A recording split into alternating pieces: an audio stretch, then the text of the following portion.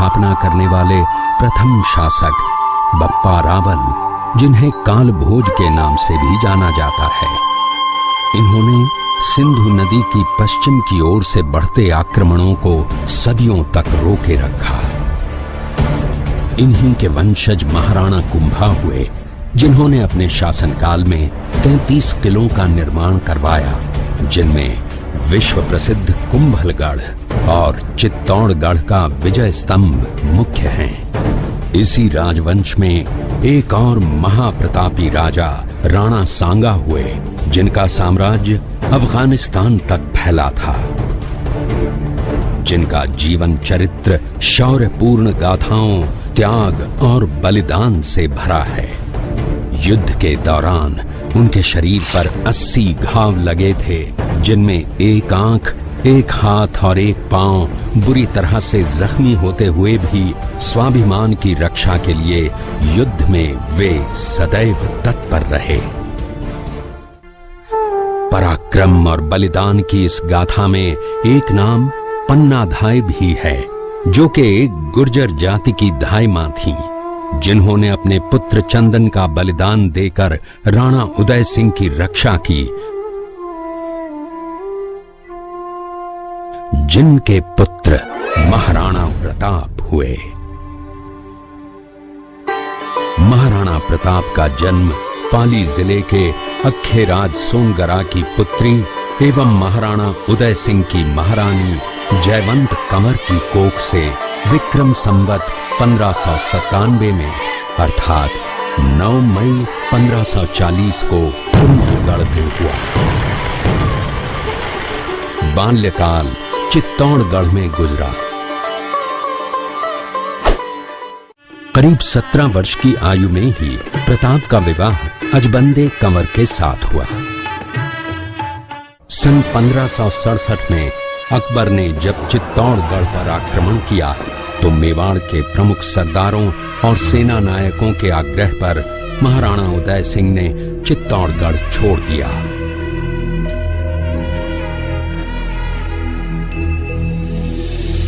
मुगलों के प्रति उनमें घृणा के भाव जागृत हो गए। अपने देश, कुल, गौरव और मातृभूमि की मर्यादा के लिए प्राण न्योछावर करने वाले योद्धाओं और ललनाओं से प्रताप ने न केवल सीख ली, बल्कि ये घटना उनके जीवन का आधार बन गई। अपने पिता के साथ दुर्गम पहाड़ों में रहने के बाद प्रताप ने गोगुंदा में अपना पड़ाव कायम किया।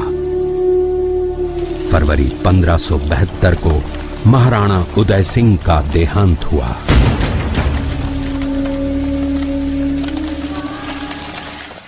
प्रताप की ज्येष्ठता और योग्यता को उस समय तक लगभग सभी राजाओं ने मुगल सम्राट अकबर की अधीनता स्वीकार कर ली थी। एकमात्र महाराणा प्रताप ने अपना मस्तक अकबर के आगे नहीं झुकाया। अपनी स्वाधीनता और सार्वभौमिकता के अधिकार को सर्वोपरि माना। अपने दृढ़ निश्चय का परिणाम प्रताप अच्छी तरह जानते थे। प्रताप मुगलों से लोहा लेने की तैयारी में जी जान से जुट गए। 18 जून 1576 की सुबह हल्दी घाटी और खमनोर के मध्य एक मैदान में ऐतिहासिक युद्ध हुआ, जो बाद में रक्त तलाई के नाम से जाना गया। महाराणा प्रताप की सेना गोगुंदा से हल्दी घाटी पहुंची, जबकि सेनापति मानसिंह के नेतृत्व में मुगल सेना ने हल्दी घाटी के ठीक नीचे मैदान में अपना मोर्चा जमाया। मुगल सेना के हरावल दस्ते द्वारा घाटी में घुसपैठ करने के प्रयास की प्रतिक्रिया स्वरूप महाराणा प्रताप की सेना मुगलों पर टूट पड़ी। प्रताप के हरावल सैन्य दलों का नेतृत्व पठान हाकिम खां सूर कर रहे थे। भीलू राणा, जो राणा पूंजा के नाम से भी जाने जाते हैं, उनके नेतृत्व में भील आदिवासियों ने गोरिल्ला पद्धति से युद्ध करते हुए मुगलों के छक्के छुड़ा दिए। देखते ही देखते शाही सेना में खलबली मच गई।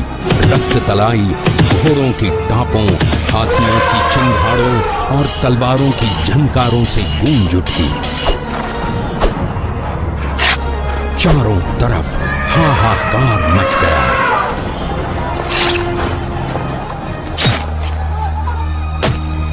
युद्ध का घटनाक्रम अचानक उस समय बदल गया जब प्रताप ने अपने घोड़े चेतक को एड़ लगाकर मानसिंह के हाथी पर चढ़ा दिया और उस पर भाले से भरपूर वार किया। मानसिंह हौदे में दुबक गया। हाथी से उतरते समय चेतक की एक टांग कट गई।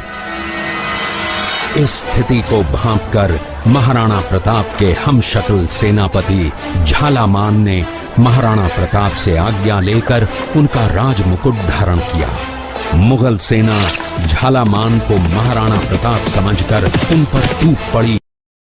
झालामान शहीद हो गए। उधर चेतक ने अपने स्वामी को 5 किलोमीटर तक 3 टांगों पर ही लेकर एक बरसाती नाले को पार किया। उसके पश्चात उसके प्राण पखेरु उड़ गए। इस युद्ध से महाराणा प्रताप के मन पर गहरा प्रभाव पड़ा। परिणाम स्वरूप उन्होंने मुगलों पर विजय प्राप्त करने तक राजसी ठाट बाट छोड़ने और पत्तों पर भोजन करने का प्रण लिया, जिसे उन्होंने जीवन भर निभाया। महाराणा प्रताप ने अपना सैन्य बल बढ़ाकर सर्वप्रथम अरावली पर्वत की घाटियों में बसे दिवेर पर चढ़ाई कर विजय प्राप्त की। इसके बाद कुंभलगढ़ पर भी विजय प्राप्त की। सिर्फ चित्तौड़गढ़ को छोड़कर सारे मेवाड़ को अपने अधीन कर लिया। कालांतर में महाराणा ने चावंड में अपनी राजधानी स्थापित की।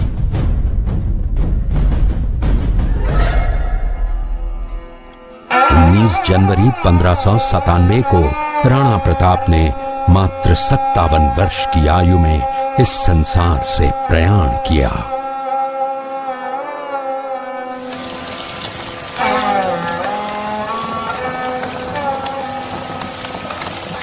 हल्दी घाटी का युद्ध एक सांप्रदायिक युद्ध न होकर आत्मसम्मान, मातृभूमि की स्वतंत्रता व स्वाधीनता का संघर्ष था।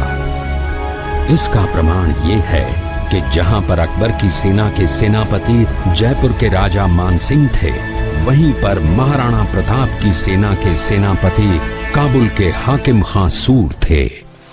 महाराणा प्रताप स्वतंत्रता की वेदी पर एक ऐसा अंगारा था जो आत्मसम्मान व देश गौरव के लिए दिन रात जलता रहा, धधकता रहा और अंत में बुझकर भी उसने देश में ऐसा लौह भर दिया जिसकी प्रखर किरणों ने भारत माता को गुलामी की जंजीरों से मुक्त कराने के लिए सदा प्रेरित किया।